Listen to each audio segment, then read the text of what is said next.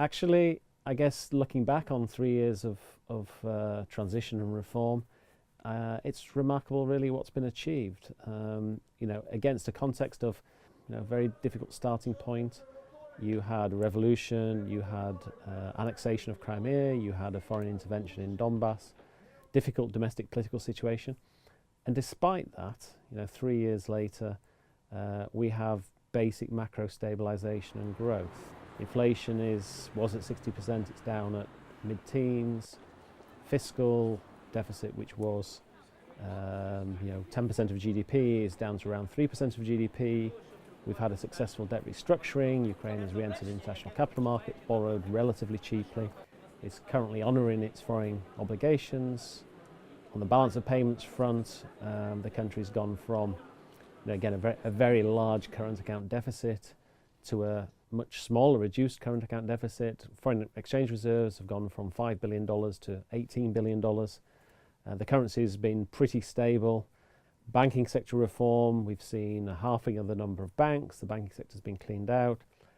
Central Bank of Ukraine, I think, should be given a huge amount of credit for doing that. Very difficult job. There are still problems and challenges in the banking sector, but I think it's not a huge liability for the sovereign at this point in time.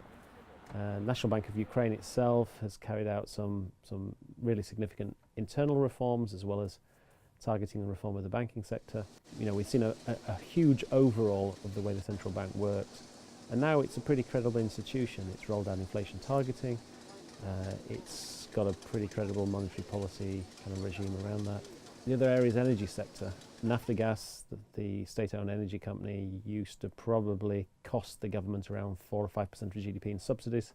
That's probably zero now. In fact, it's running in profit. Ukraine was paying something like $12 billion in annual import costs for gas. I'd imagine that's down to something like $2 billion at the moment. The key challenge going forward now, for me, is improving the business environment. Ukraine is currently growing at 2 to 3%. That's actually really disappointing, given that real GDP dropped by between 15 and 20%. And the currency is very competitive. You've got cheap skilled labour. 2 to 3% growth, it should be much higher. Why isn't it much higher? The core problem, if you ask foreign and domestic businesses, is corruption. And it's very hard to fight it. Other countries that have had similar challenges, if I think of Romania or Croatia, it does take time, no doubt about it. But it's 4 years after, or 3 years after Euromaidan, progress has been very slow, and I think that is reflected in very low levels of foreign direct investment, and ultimately that is going to count against growth. So this is the number one challenge in my mind facing Ukraine at the moment, and it will determine whether growth is 2% or 5%. Ukraine needs 5% to in its hope to become part of, I guess, the European mainstream. I don't think Ukraine's transformation now, I don't think it's about money anymore. There's a lot of talk about a Marshall Plan for Ukraine. Ukraine doesn't need that. I think Western capital will flood into Ukraine if you create the right environment. I think it's really important that we don't understate the importance of fighting corruption. Foreign business will not come if they have to pay bribes to do business. That's the reality.